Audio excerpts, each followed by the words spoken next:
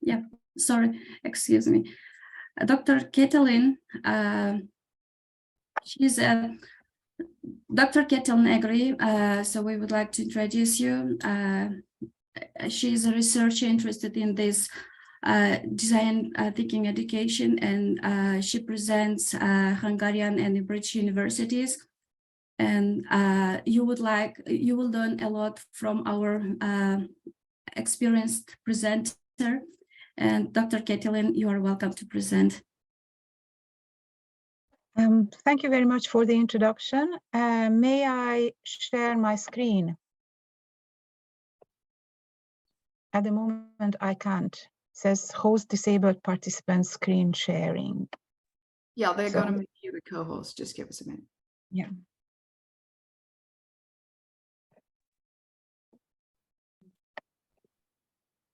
Perfect. Perfect, perfect, perfect. And I'm just trying to, yes. Okay, can everybody see my screen? Yes. Yes, I'm just trying to make everybody disappear so that I can also see my screen. So I was listening carefully, and two things have already been mentioned. One is obviously design thinking education, which is the conference. So design thinking,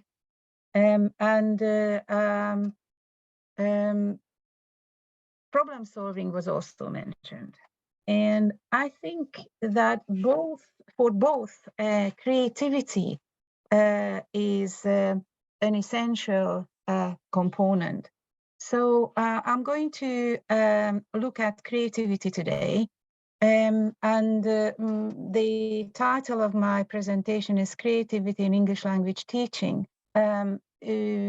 because I will be illustrating some of the things that I will talk about from my experience. And I am an English language teacher educator, and researcher in this area. But I believe that the principles can be applied across the board. So even if somebody is not an English language teacher, but a teacher of another language, or simply a teacher, will have benefited from the ideas today. So creativity in foreign and therefore English language teaching is a recurrent theme. And generally, two areas are mentioned when talking about creative education. Firstly, teaching creatively, which according to Jeffrey and Kraft, may be interpreted as being concerned with effective teaching. And second, teaching for creativity, which again, according to Jeffrey and Kraft, has learner empowerment as its main objective, and so could be viewed as creative learning. Research appears to focus on creative learning. At the same time, the agent who brings about creative learning, the teacher, remains underexplored. So how does a teacher become creative? Is it enough to do brainstorming, role play, problem solving, and similar activities on teacher training courses?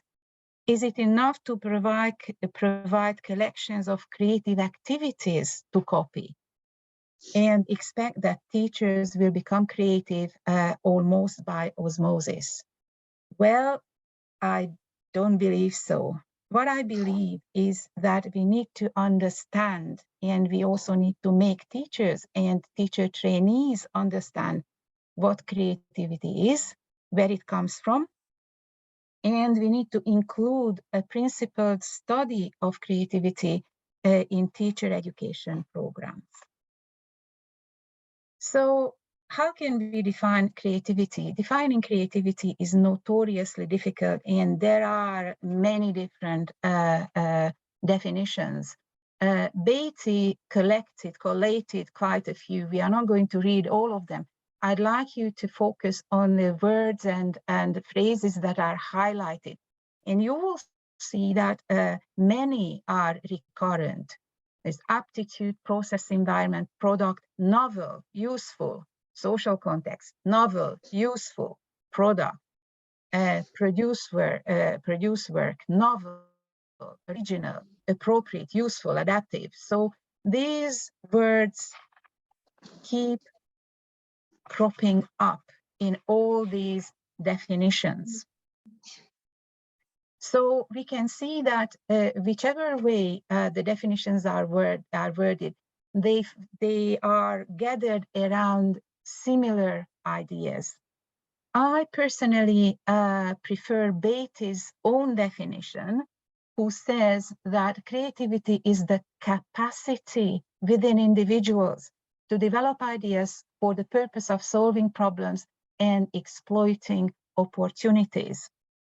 I like the way that he dispels the myth of creativity when he says that creativity is not art, it is not design, and it most certainly is not the sole preserve of tortuous geniuses and mad scientists. Creativity is a capacity. It is something that we can all learn to use more effectively. It allows us to develop ideas to solve problems in different ways and to spot, adapt to, embrace, and capture opportunities. So, what is creativity made up of? What are the components? We are going to look at Amabile's componential theory of creativity, in which Amabile talks about the elements of creativity and explains their role. She herself defines creativity as the production of a novel and appropriate response, product, or solution to an open-ended task. The response must be appropriate to the task to be completed or the problem to be solved. That is, it has to be valuable, correct, feasible, or somehow fitting to a particular goal. And the task must be open-ended rather than having a single obvious solution. Very importantly, Amabile says that a response or product is creative to the extent that it is seen as creative by the people familiar with the domain in which it was produced. Well, there are two important assumptions that underlie this theory.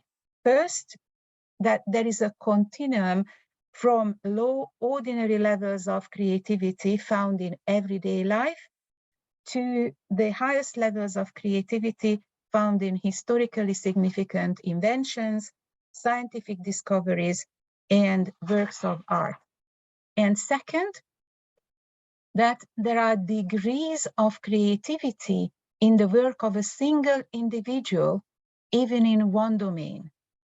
And the level of creativity that a person produces at any given point in time is the function of the creativity components operating around that person at that time. So, what are the components of creativity? There are actually 4 components. The first one being domain-relevant skills.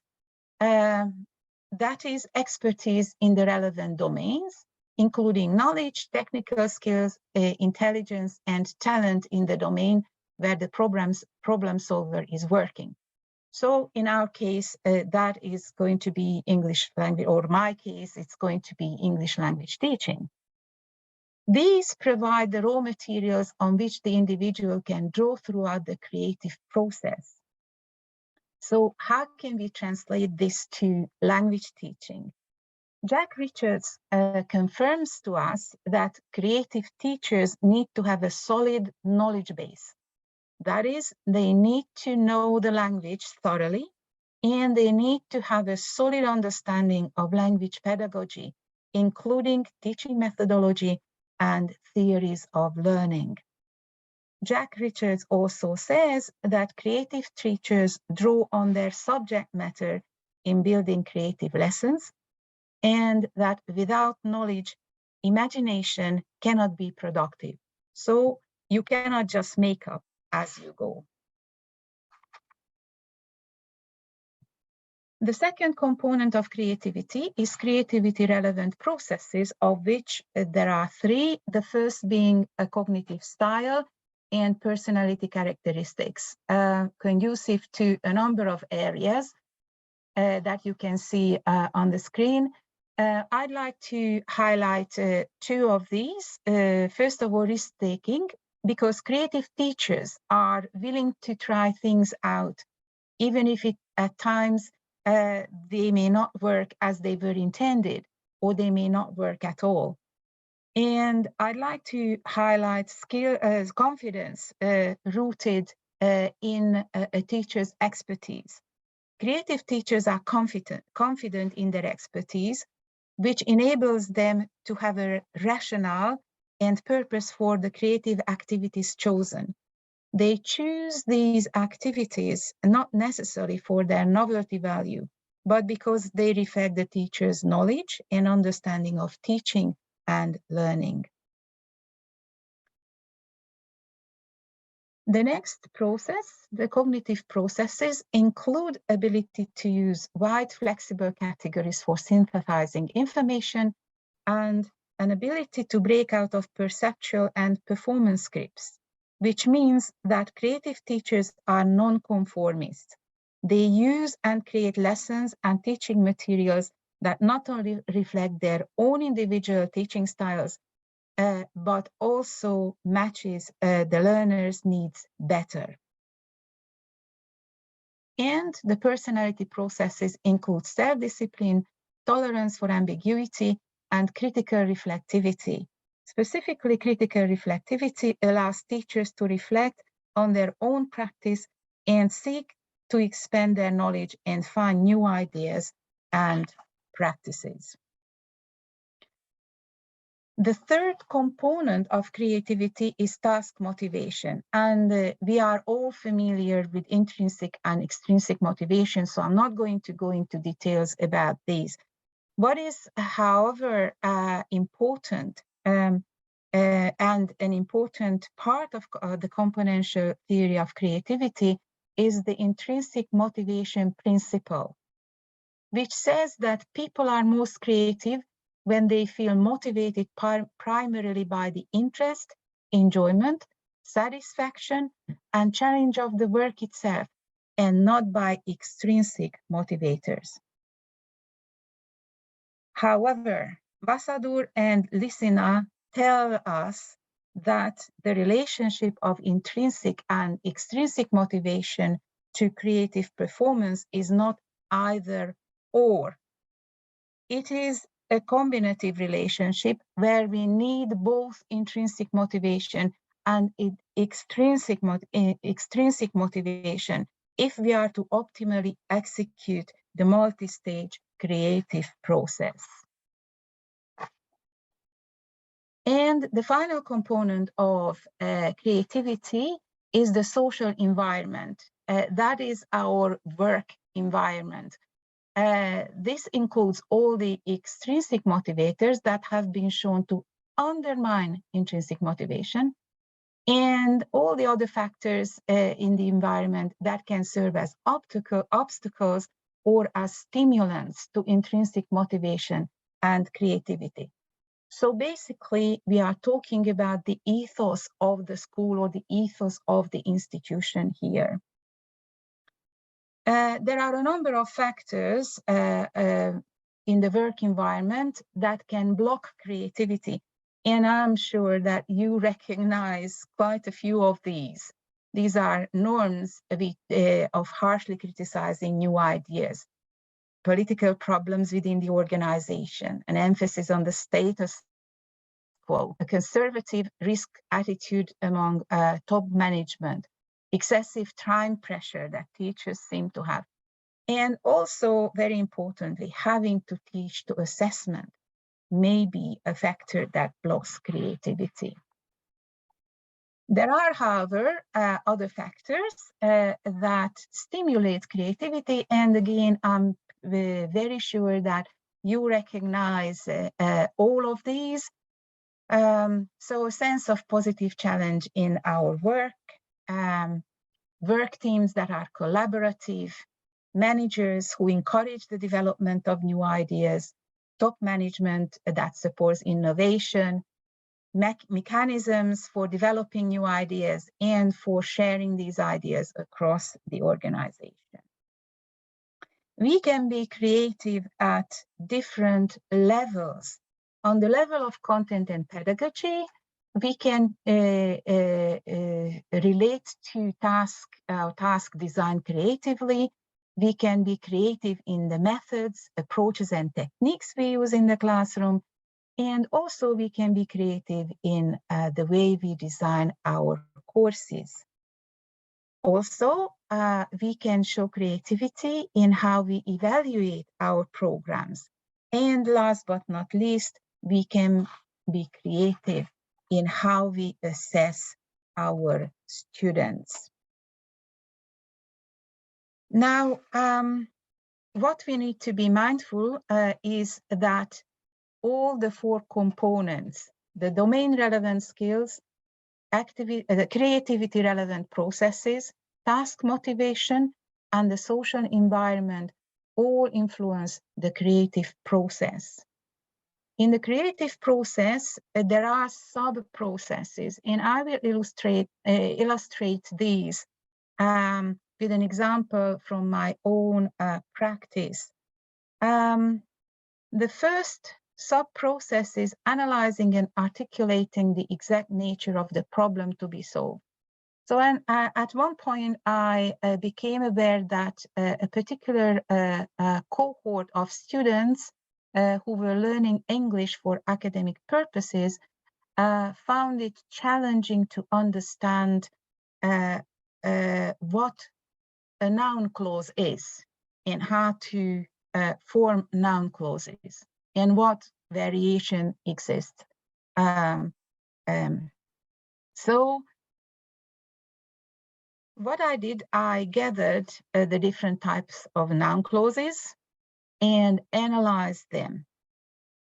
And then I thought about how I could make the idea, the notion, the concept of a noun clause accessible to my students. And I created a table, and this is the table that I created. It's a very simple table. It starts with a simple sentence. The student knows the answer. And the most important elements here are the subject and the object, because they are expressed by a noun. In a very simple sentence, they are expressed by a noun. So then we looked at how this noun can be substituted and what clauses we can use to substitute the object. So the students understood that an object can be not only a noun, but it can also be a clause. Therefore, this clause is called a noun clause. We looked at other possibilities, the if clauses, and then we looked at a different type of verb, which has its own requirement. We can use a noun, a gerund, or clauses. And finally, so we started with the object because this seems to be easier to grasp. And then when the students understood this, then we went on to see how we could substitute the subject, the other noun in the sentence, how we could use clauses to substitute the subject, which is a noun. So they understood that even in the position of a subject, we can use a clause, and this is still going to be a noun clause because it functions as a subject. So just coming back here. So I figured out this table. I used this table in class together with associated practice material. And then since it seemed to be working very well, and students had this eureka moment when they said, oh, so it's so simple. So what is it that we didn't understand? I shared the idea with my colleagues. And here you can see this is a diagram from Amabile, that the sub-processes are not rigid. The sequence is not rigid. The sub-processes can occur in any sequence and will often recur iteratively until a creative outcome has been attained. So you can see up here, we have the processes, the various stages of the process, how they are related to the components of creativity, how they feed back to and fro. So finally, I think I would like to conclude by quoting Richards, who says that learning to be a creative teacher does not mean modeling or copying the practices of other creative teachers. It means understanding the principles that underlie creativity, which can then lead to operationalizing these practices and principles in creative teaching. So everybody is creative, and we can all develop our creative competencies. We are just very good at forgetting this fact. And these are my references. And thank you very much for your attention.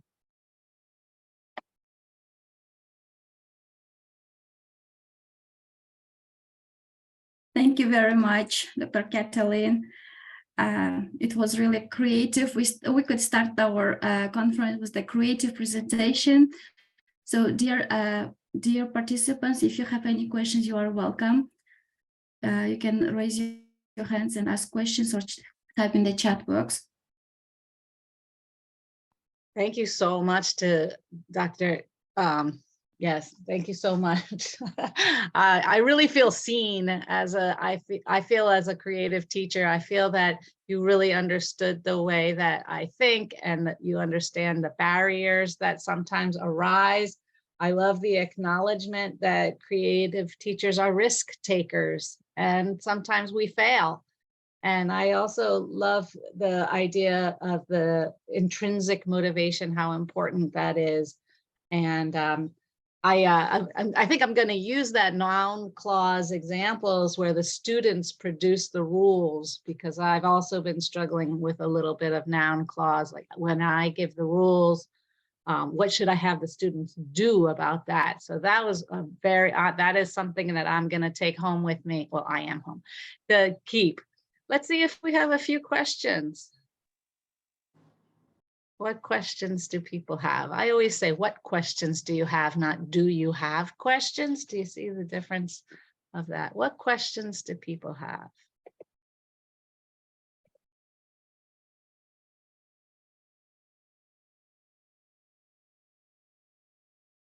Maybe there was too much food for thought and people need to process. Maybe they're shy. Yes, wonderful. Manisha, are you raising your hand? Yeah, if people are shy, let's begin the question so that they follow. Katalin, amazing. As Miriam said, yes, we are risk takers. I don't think there is a bigger design thinker than a teacher herself. But I have a question. This has been bothering me as a person, as a teacher for many years. We talked about important components for design thinking, for innovation in the classroom. How important do you think is observation you know, people coming with closed minds, with the PowerPoint presentations, and a lot of work that goes into preparing for the class. But what about observation inside the classroom when you are teaching your students? How important is observation? Observing the teacher, or do you mean observing the teacher, or do you mean observing what learning takes place? Observing your material, your methodology with relationship to your students. So as you are delivering, Well, it's not a third person observing, but it's you observing your own processes. Yeah, I think it's crucial, because that's how you can actually see whether what you are doing and the materials, whether the materials you are using work. And I have been in all sorts of situations in the classroom, and the same material will not work the same way with two groups. Same levels, same materials, same everything, same assessment. And you go into one classroom, you think you've planned everything nicely out, and it goes beautifully. And you say, ha, this was a good class. Students were working, they were learning, there was interaction, everything was fine. Then you go into the other class, you have two parallel classes, you go into the other class, and it's not moving. And that's the point when I think you need to start thinking on your feet. And you need to be able to modify, adapt and modify. And if need be, you just abandon everything and say, okay, folks, so I can see you are a bit tired today, so let's do something different. And then you just do the class from the top of your head. So I think, and then you come back to what was missed another time, the following class, the following lesson. I think I would say being self-aware and being aware of your classroom is very important. Yeah. And then I have a related question. I see Marian's hand is up. Marian, I'll give you a chance. Just give me one more minute because it sort of relates to where Katalin left.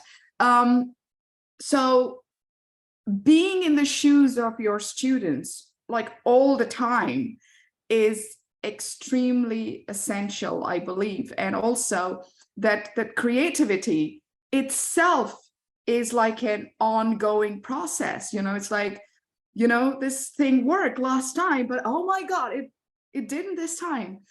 So I feel that's where we make a distinction between a novice teacher and an experienced teacher. But you grow in experience faster, quicker, if you have your eyes and your mind open. Is that fair to say? I think it's fair to say, and in my presentation, I did emphasize that knowledge of your subject is essential. You can't make up from nothing. And novice teachers may have one part of the knowledge. So they may know the language. They may have a detailed understanding of the language system. But they may be lacking, at least in the area of practicing the knowledge of methodology that they acquired on their courses. And it takes time. But yes, novice teachers tend to be less creative because they have less in their repertoire to fall back onto. But I agree with you, Manisha, that they build this up because creativity is not just knowledge. Knowledge is essential. Without knowledge, it doesn't work. But experience is also an essential element of creativity. Yeah, I've been talking about these things in my department like forever. So you be ready. We might call you to come and present at Temple University. These are really, really important. Thank you so much. I really appreciate that. Thank you. Let's let Dr. Maureen Lalade have a moment.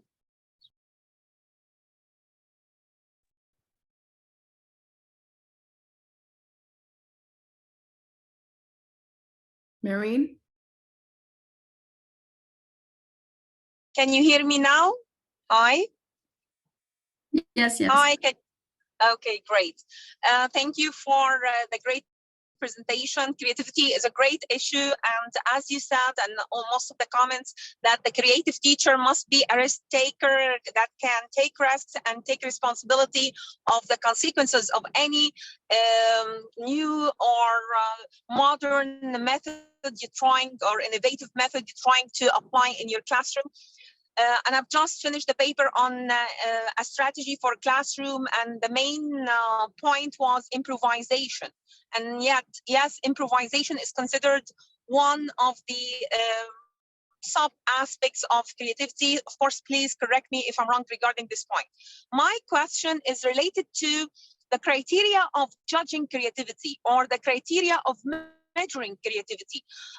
Unfortunately, based on many researcher results, and many researchers didn't agree on a specific criteria for measuring creativity, because it's by nature cannot be measured or limited to a certain rubric with certain items. So do you agree that it's beyond limits to decide what's creative and what's not, or there can be a rubric or a standard where we can use in order to consider creativity, and if improvisation is one of the aspects of creativity? Thank you.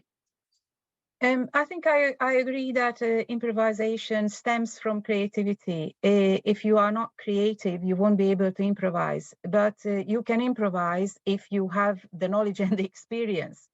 So we are going back to the components of creativity. But I'd like to go back to what Amabile says, and I did mention this, that a solution or a response to a problem is creative to the extent that is seen as creative by the people who are familiar with the domain in which it was produced. So in that sense, there is no rubric, because what I find creative in my English language teaching may mean nothing to somebody who teaches history, because we are in two different domains, or somebody who teaches mathematics, because exactly. It's yeah, so, thank you. I agree, can't agree anymore. So I think creativity is domain specific. Okay, there is everyday creativity. What am I going to cook? You know, sometimes I just think, oh, what is it that I can find in my pantry? I don't want to go to do shopping. What do I have in my pantry? What do I have in my cupboards? Okay, I have ABCD. Okay, let's put them together. There is no recipe. So I just shove things together and a nice meal comes out. So there are everyday levels of creativity. We are all creative. We just don't think about these things as being creative. So I think it's very important to understand that all of us are creative, and we find creative solutions in our everyday lives. And we need to be able to translate that into our work and find the ways. But work requires a little bit more than everyday creativity. But measuring creativity, I think that is a concept that I would struggle with. We can acknowledge something as creative, but levels of creativity, okay. So what is, if we talk about English language teaching, am I creative when I stand in the classroom and a student comes up, a problem comes up, and I find a solution then and there? Yes, I am. Are theorists, researchers and theorists in English language teaching creative? Yes, they are also creative. So, you know, and how do we measure? Is one more than the other? I don't think we have to quantify everything. We just have to acknowledge the existence.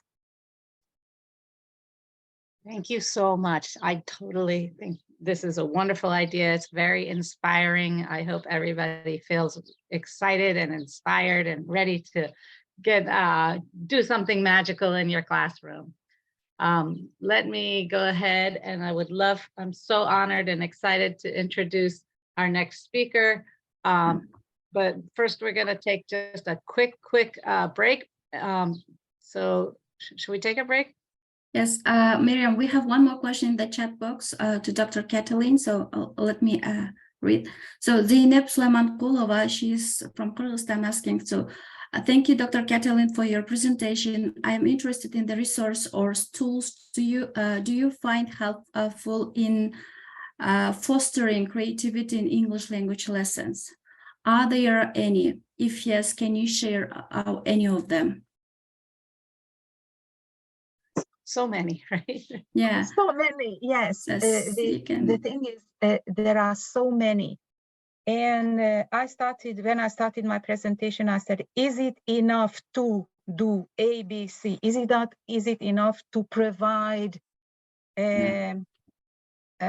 examples and activities, creative activities?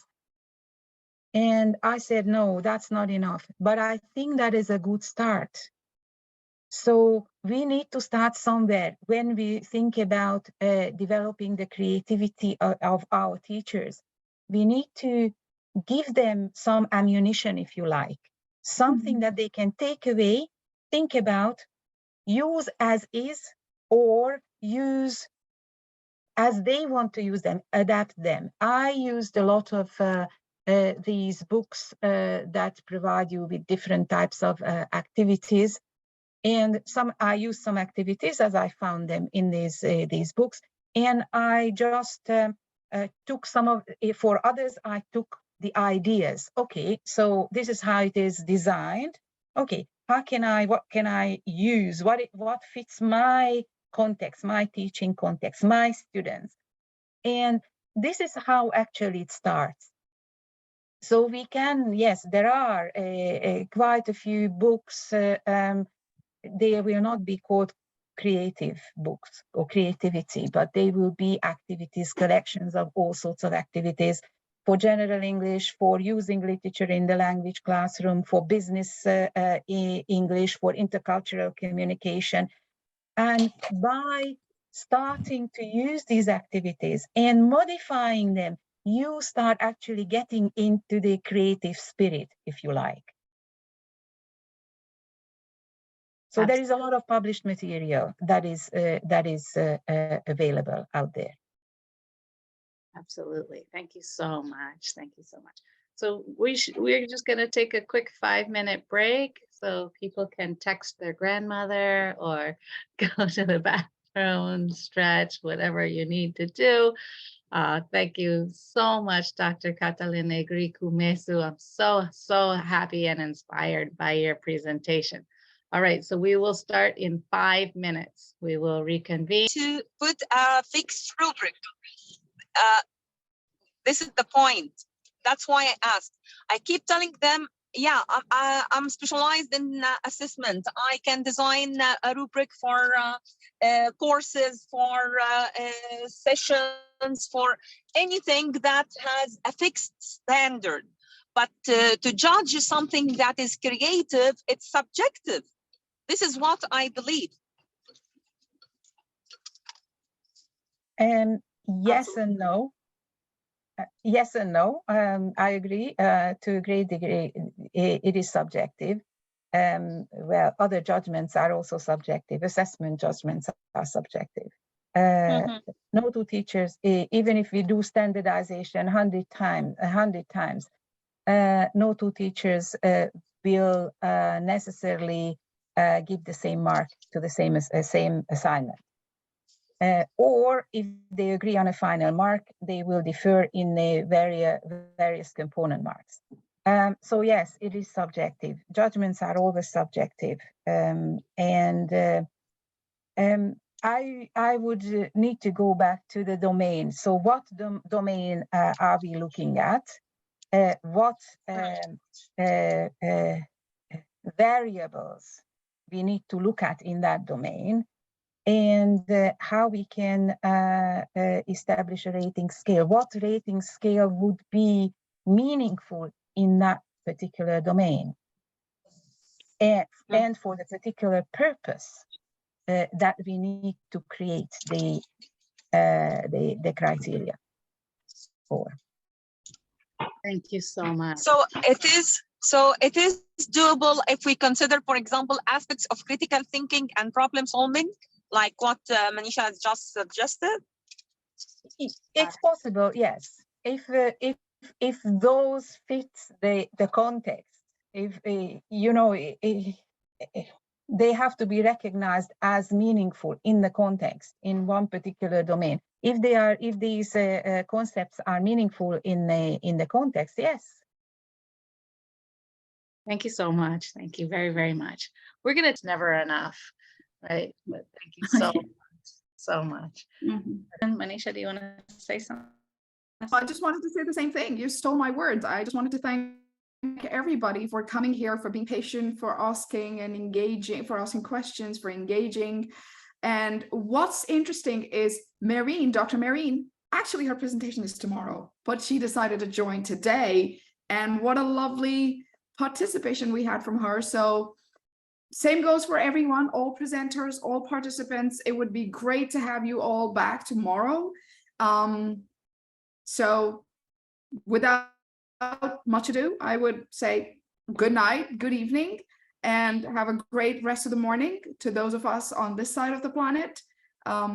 Looking forward to seeing you guys tomorrow. Yeah. Thank you very much for presenters, for everyone. So see you tomorrow, and be sure that you have registered on the Google forum. Thank you. Thank you.